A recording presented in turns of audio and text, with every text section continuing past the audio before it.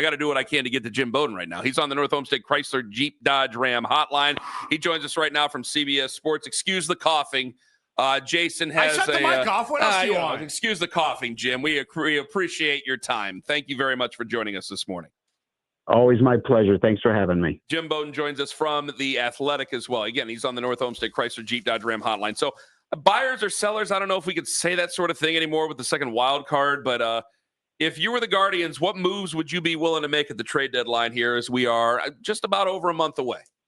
Yeah, I mean, they definitely are buying. We have a really fun race, right, in terms of the wild card race in the American League. I mean, everyone outside of the White Sox and Athletics have a legitimate chance of making the playoffs. And so the presidents and the GMs are just as important as the players will be in the month of July, because it's who can help their team the most in the trade front.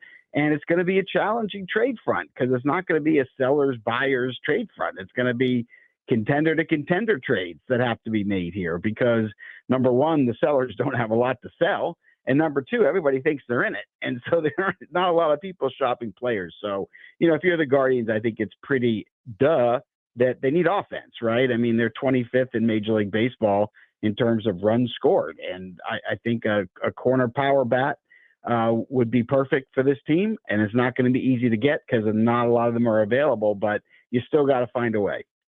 Who's the biggest name you think is going to get dealt at the deadline? I think, Rafael Devers.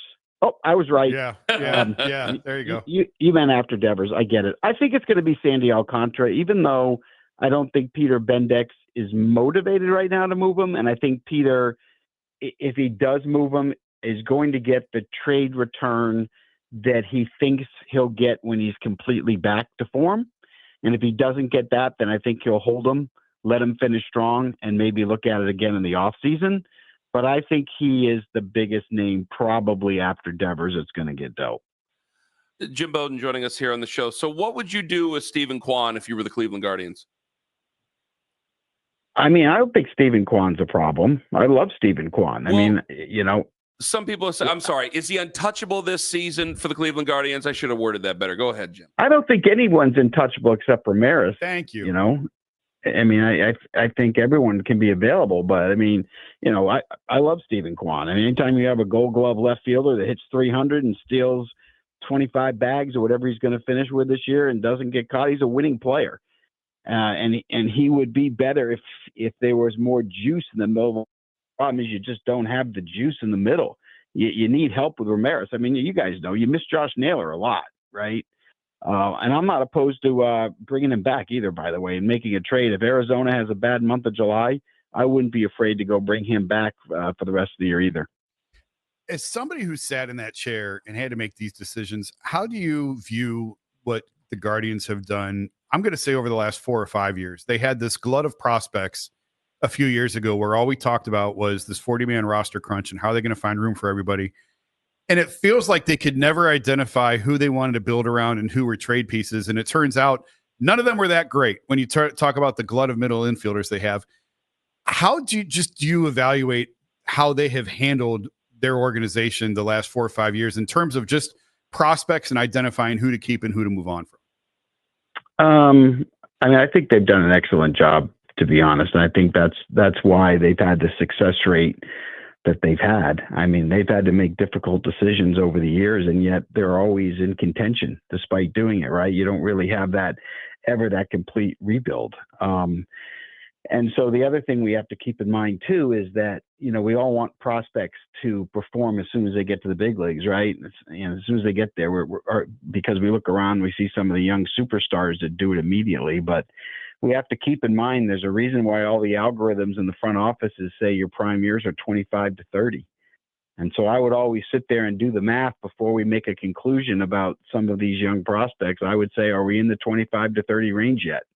Because if you're not, then maybe we're prejudging and maybe we're not giving them enough time to develop. I mean, this is a day and age where the technology and the analytics are such that players can improve more drastically than ever before if they have the right teachers and the right information and have the ability to adjust. So I think we all have to be a little bit careful before we come to conclusions, right? I mean, you take Jeremy Pena, the shortstop of the Astros, I think the potential was always there, but this particular year he's figured it out, right? And he's been the best shortstop in the league. There was a lot of people that questioned how much Jacob Wilson was going to hit when 5 players were taken in front of him. He may end up being the best player in that draft class. And what he's doing for the Athletics is incredible. So I think we got to have patience. It's like the Guardians' first round pick. I love Travis Bazana. I think he's going to hit. I think he's going to be a star. But it's hard when you're looking up and you're seeing Jack Caglione and Nick Kurtz hit bombs, right? And you're sitting there saying, well, I could have had him. But, I mean, Travis is 22 years old. And, again, I think a lot of times we just jump to conclusions when we need to have more patience. Can we really get Luis Robert in this town? Can we really trade for him?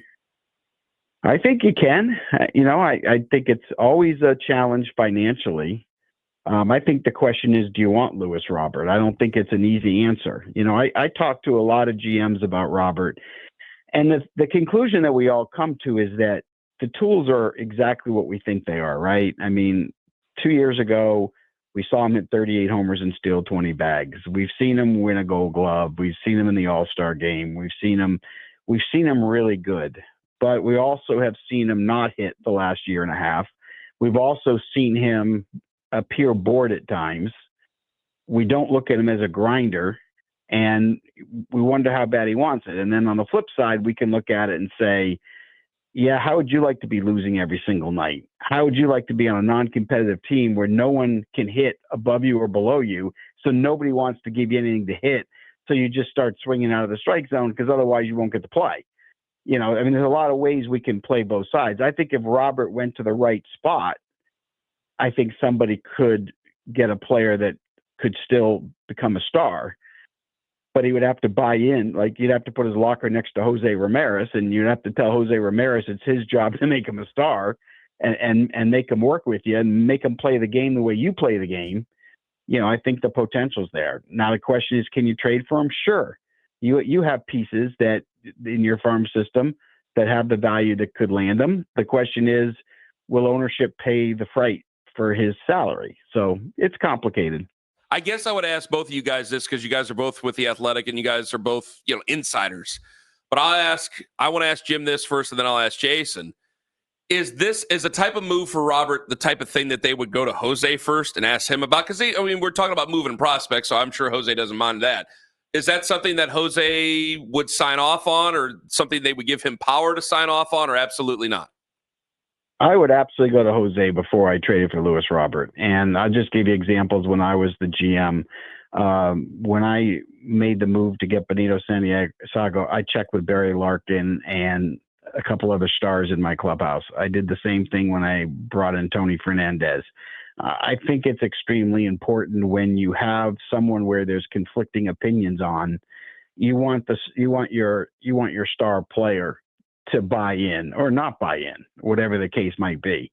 So I wouldn't want to make that. If I was Chris Anthony and Mike Chernoff, I don't want to make that trade unless Jose Ramirez is encouraging me to make that trade. Which, if I'm Jose Ramirez, I'm going to encourage him, because I need that upside of what Robert could bring to the table potentially. It feels like Castellanos leaving Detroit all over again to me. I don't know if you see that correlation or not.